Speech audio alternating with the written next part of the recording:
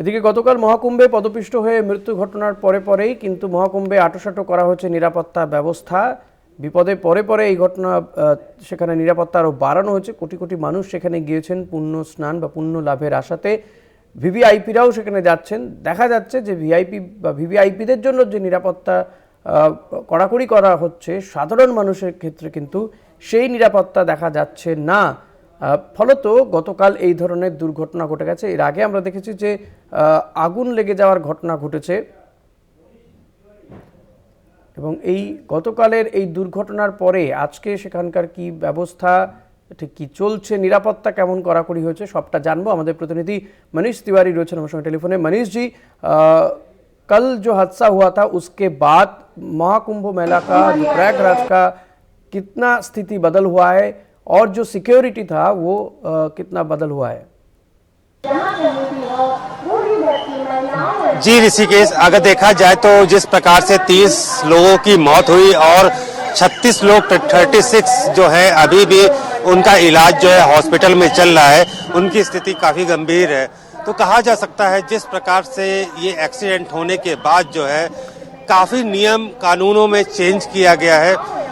जो गाड़ी के पासेस थे उनको पासेस को कैंसिल कर दिया गया है, जो वीआईपी पासेस थे, और जिन वीआईपी के साथ जो है स्कॉट्स गाड़ियां आती थी, उन स्कॉट्स गाड़ियों को जो है उन पर पाबंदी लगा दी गई। और जिस प्रकार से मेले की तरफ जो भी गाड़ियां व्हीकल्स जाती थी उन पर भी रोक लगा दी गई है।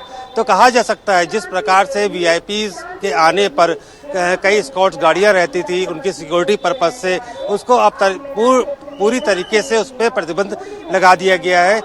अब कहा जा सकता है जिस प्रकार से इसी प्रकार से नियमों को और भी बदलाव किए गए हैं, चाहे वो ट्रेन को हो या बस की सेवा को और भी बढ़ाया गया है। जिस प्रकार से 27 करोड़ लोग जो है आज तक जो है पहुंच चुके हैं, पहुंचकर उन्होंने स्नान किया है।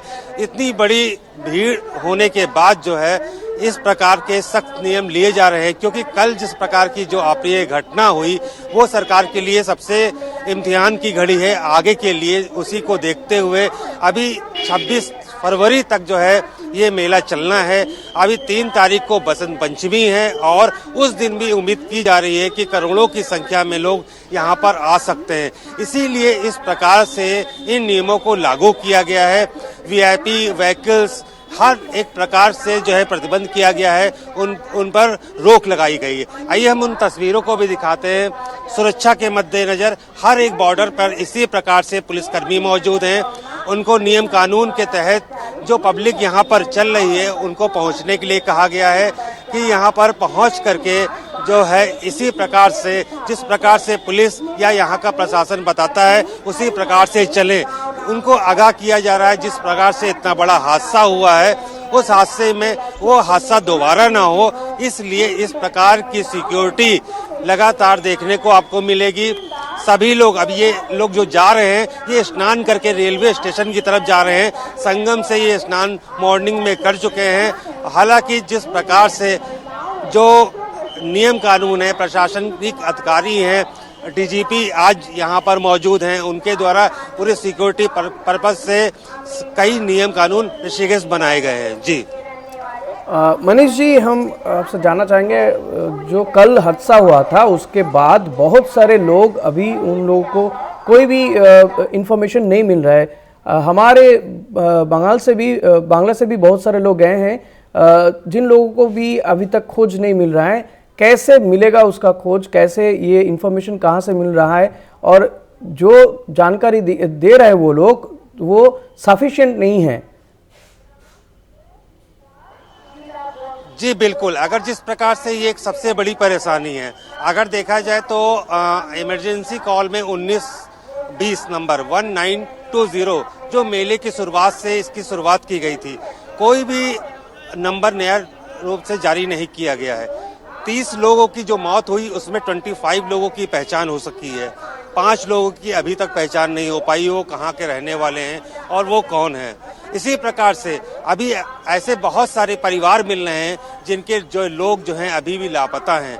वहीं पर वो लगातार पुलिस थाने और चौकी के चक्कर काट रहे हैं, कंट्रोल रूम में जाकर के अपने परिजनों का नाम बता रहे हैं। आप देख सकते हैं, आप सुन रहे हो लगातार लाउड स्पीकर में जो लोग बिछड़ गए हैं, आज भी बिछड़ गए हैं, इसी प्रकार से अनाउंसमेंट हो रहा है, अगर कोई जहां पर हो वो उस कंट्रोल रूम पर पहुंच सके।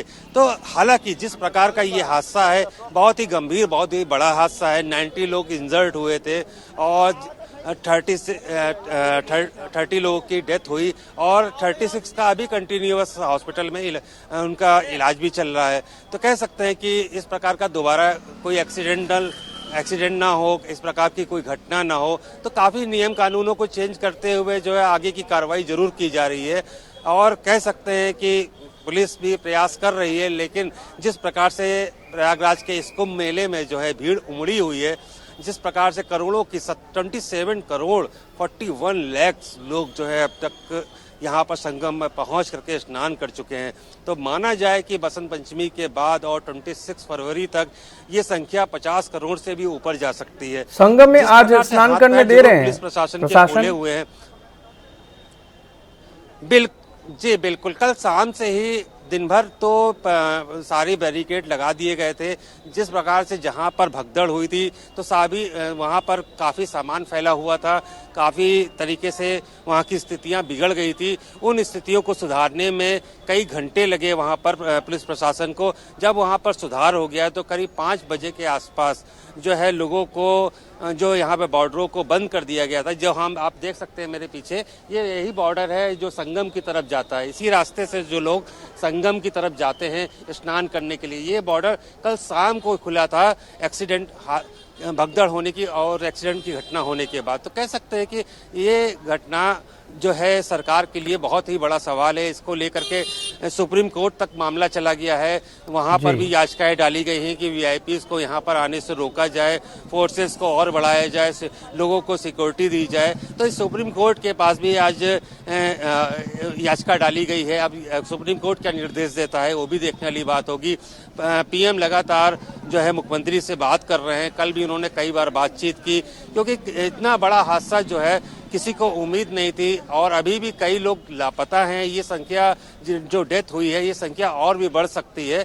तो कह सकते हैं कि जिस प्रकार से सबसे अहम बात ये देखने को मिलेगी कि जिस प्रकार से सरकार दावा कर रही थी कि सिक्योरिटी पर्पस से पूरा बंदोबस्त किया गया, तो इतनी बड़ी खामी जिस प्रकार से लगातार खामी देखने, इससे पहले इस खामियों को देखते हुए विपक्षी दल समाजवादी पार्टी के नेता अखिलेश यादव ने भी आगाह किया था कि वीआईपीज की एंट्री पर रोक लगाई जाए।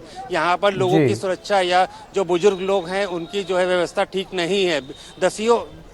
कम से 20,000 करोड़ के आसपास का सरकार ने यहाँ पर खर्चा किया है, लेकिन उसके बावजूद भी सचेत करने का विपक्षी दल लगातार जो है इस पर सवाल भी उठा रहे थे। लेकिन वही हुआ जो कल देखने को मिला, इतना बड़ा हादसा देखने को मिला। हालांकि अब संवेदनाओं के अलावा और कुछ नहीं है। जो भी परिवारों के लोगों की डेथ हुई है तो उनको अब सरकार क्या मुआवजा देती है, क्या उनके लिए आगे क्या कदम उठाती है, अभी तक इसका भी निर्णय सरकार के द्वारा नहीं लिया गया है। तो कह सकते हैं कि मुआवजा कितना देना चाहिए, क्योंकि जो भी स्थिति बिगड़ी है तो इतनी बड़ी भीड़ थी और सिक्योरिटी या किसी प्रकार की जो यहाँ पे बंदोबस्त होना चाहिए वो कहीं ना कहीं इसमें बहुत बड़ी खामियां भी देखने को मिली। जी बहुत बहुत शुक्रिया मनीष जी। কথা বলছেন আমাদের প্রতিনিধি মনীষ তিওয়ারির সঙ্গে প্রয়াগরাজ থেকে সরাসরি ছিলেন। গতকাল যে দুর্ঘটনা ঘটেছে তারপরে কিন্তু মহাকুম্ভের নিরাপত্তা আরও বাড়ানো হচ্ছে, আঁটোসাঁটো করা হচ্ছে নিরাপত্তা, যদিও সঙ্গমে স্নান করতে দেওয়া হচ্ছে। গতকাল ঘন্টা কয়েক কিন্তু এই সেখানে স্নান করতে দেওয়া হচ্ছিল না, ব্যারিকেড করে গোটা পরিস্থিতি নিয়ন্ত্রণে নিয়ে আসার চেষ্টা করা হচ্ছিল। বিকেল 5টার পর থেকে স্নান করতে দেওয়া হচ্ছে। প্রচুর মানুষ সেখানে ভিড় জমাচ্ছেন, আরও মানুষ আসছেন।